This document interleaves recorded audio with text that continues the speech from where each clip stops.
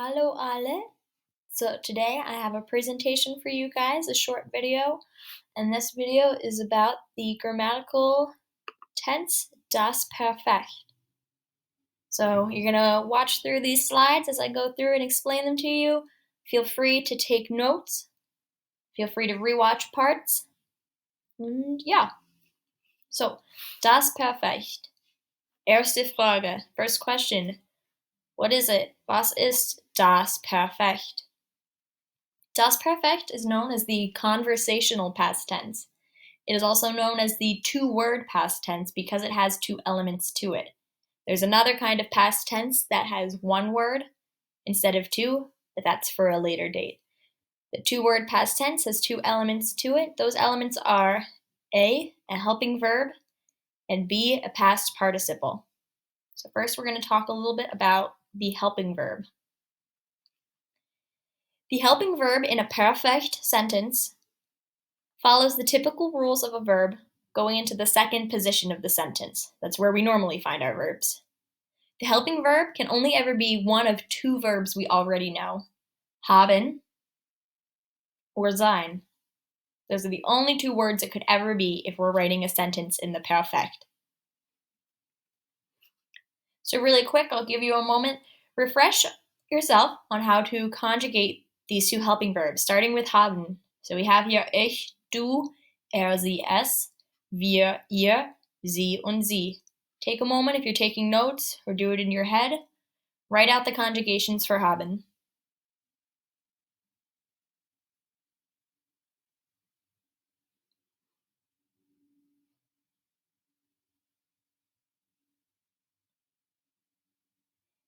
Okay, great. And then the other helping verb, so if it's not haben in the sentence, it's going to be sein. Take another moment and conjugate sein for ich, du, sie, es, wir, ihr, und sie.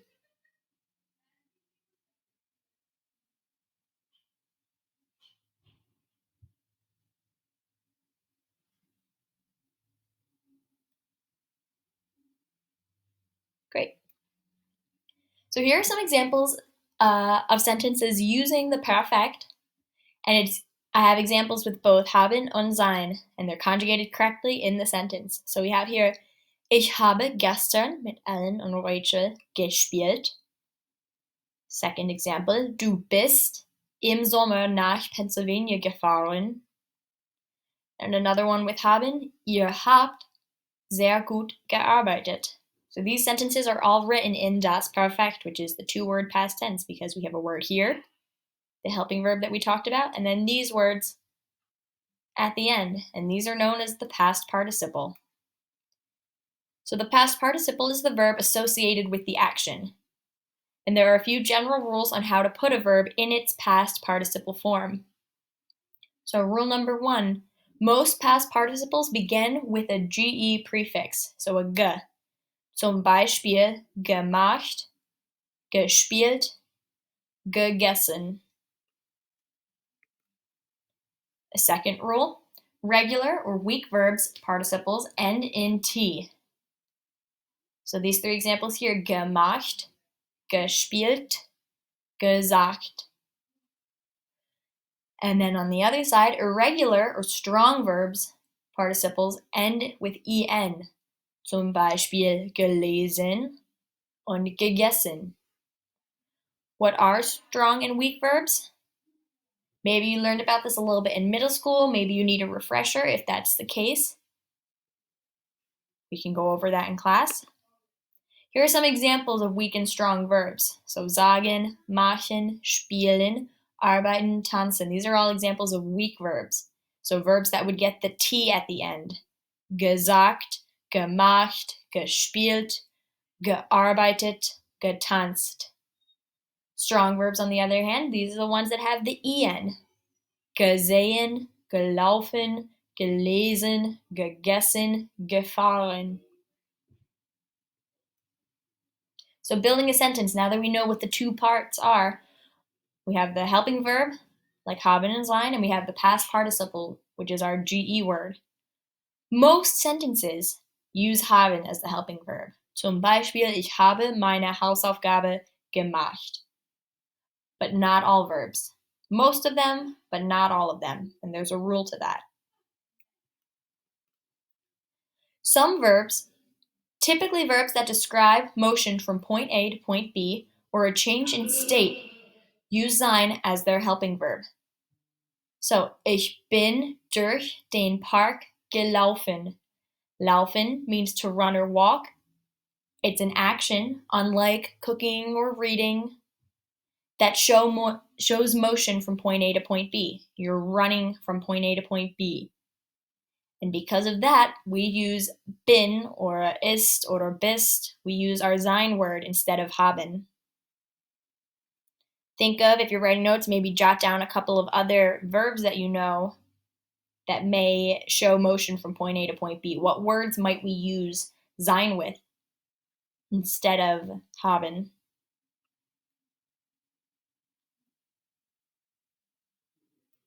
Now, there are some exceptions to these rules because, as everyone knows, German is not a simple language.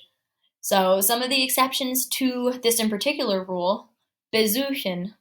Besuchen means to visit. You might think that that's a point A to point B kind of verb, right? You're visiting somewhere, so you're moving from point A to point B. But besuchen takes haben. So it would be hat besucht or ich habe besucht. And then another exception is bleiben.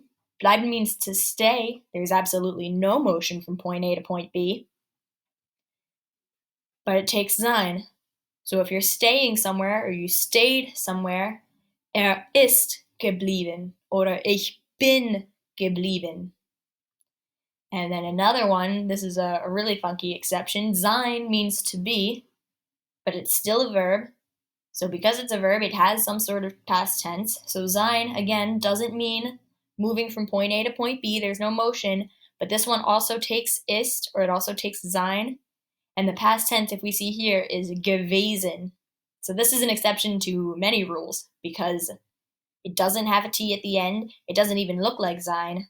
But this is the past tense. If we were to put sein in the past tense, so instead of to be, was, it would be ist gewesen oder ich bin gewesen. So these are some exceptions. I'll show you a couple more. Some other exceptions to the rules of the perfect that we just went over. Verbs that start with be don't take the ge at the beginning. So like besuchen, to visit, or bekommen, which we know means to receive.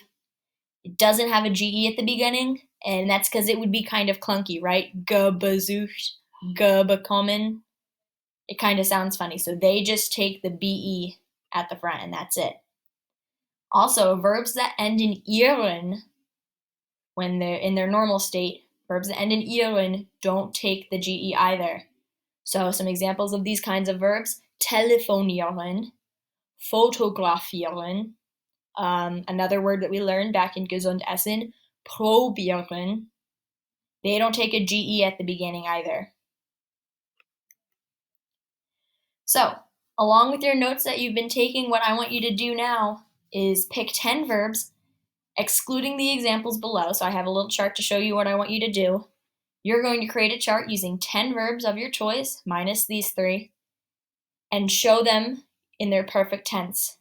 So you might have to go back in this video and watch and learn and figure out if it's going to be haben or sein, and if it's going to be a T or an en at the end. That's what the slides are for, to help you. And you're going to give me the regular verb, you're going to give me what it means in English, and then you're going to put it just like this. Hat, or maybe ist if it's a sein verb, ... and then the past participle. Only 3 I don't want you to use are machen, spielen, and essen, because I've already done them right here. Okay, so we will go over this more in class this afternoon. Save your questions till then, and I'm excited to see what verbs you guys came up with. All right, tschüss.